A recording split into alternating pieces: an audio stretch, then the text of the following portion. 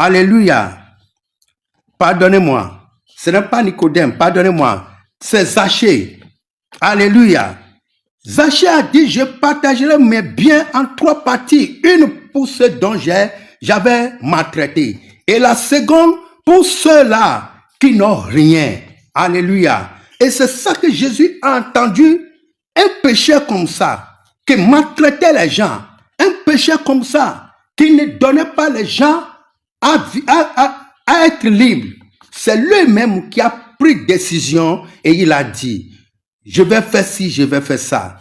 Ceux-là qui peuvent faire ces choses dont Nicodème a fait, c'est des gens qu'on peut appeler fils d'Abraham. C'est des gens qui aiment les gens. C'est des gens qui aiment leurs frères. Les gens qui aiment les frères.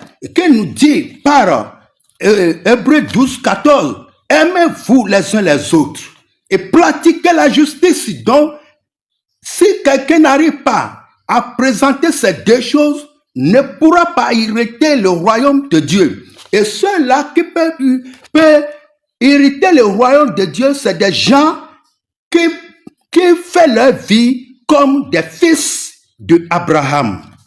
Alléluia. Et c'est ça que nous avions entendu. Et aujourd'hui, nous allons parler contre le péché.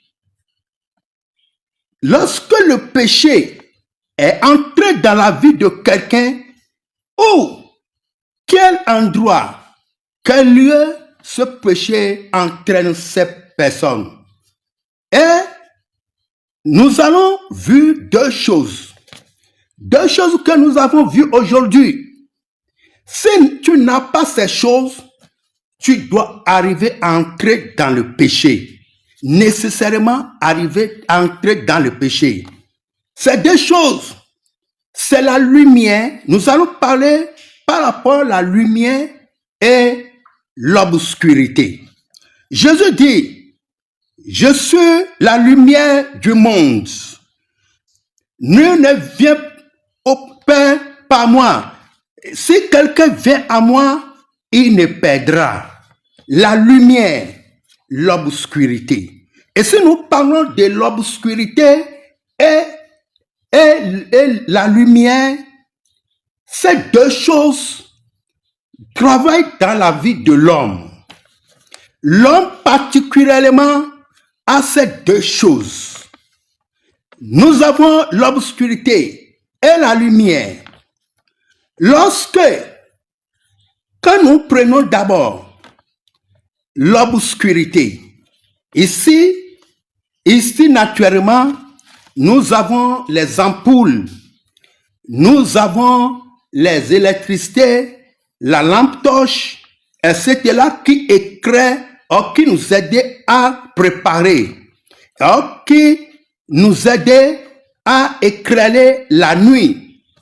Mais l'obscurité dont nous allons parler, ou la lumière dont nous allons parler, c'est la lumière spirituelle et l'obscurité spirituelle. Quand nous rentrons dans la vie de l'homme particulièrement a l'obscurité. Il a l'obscurité, entre dans l'obscurité quand il arrive à commettre un péché. Quand l'homme arrive à tomber dans le péché, son âme entre dans l'obscurité. Son âme marche dans l'obscurité. Et cette personne, sa vie totalement est foutue. Cette personne n'arrive pas à marcher ici naturellement bien. Les gens ici, les yeux d'ici, verront que cette personne naturellement n'est pas en lui. Il est dépouillé de sens. Il n'a plus de sens. Il marche, sa vie est devenue pourrie. Lorsque cette personne, son âme entre dans l'obscurité. Et l'obscurité, qu'est-ce que ça mène, c'est l'obscurité? Qu'est-ce qui entraîne l'homme à entrer dans l'obscurité? C'est le péché. lorsque tu ne vois pas, lorsque ton âme ne voit pas, et les choses que tu es en train de faire sont des choses de l'obscurité, tu marches selon la vie des hommes et non selon l'enfant de Dieu. Alléluia. Mais quand nous prenons la lumière dont Jésus parle, il a dit, il est la lumière, il est venu, que si quelqu'un vient à lui, ne va jamais perdre. Cette lumière est que lorsque l'homme arrive à reconnaître ses torts, ses péchés, et se débarrasser de ses péchés, il a laissé complètement ce péché, sa vie a changé. Et le changement de sa vie a mis cette personne qu'il est devenu clair. Et il n'y a pas quelque chose d'obscurité dans sa vie qui va le pousser, qui va faire, pour qu'il fasse sa vie n'importe comment. Jésus est la lumière du monde.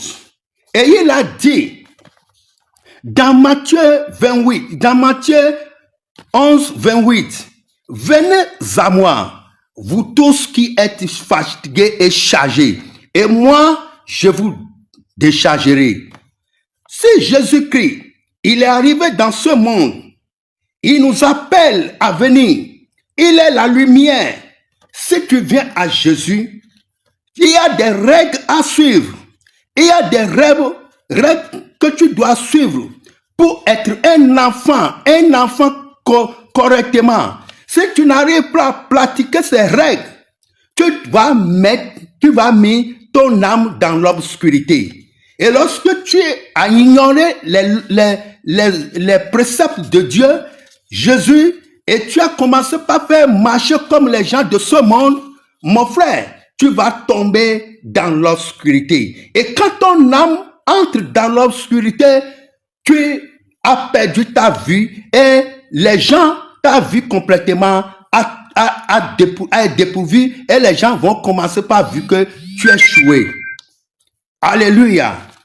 Nous devons marcher comme un enfant de Dieu. Nous, en tant que combattants de Christ, vrai combattant de Christ, nous devons suivre les règles de Dieu, de Jésus, les règles qu'il nous a laissées pour que nous soyons vraiment des enfants de lumière, des enfants de lumière.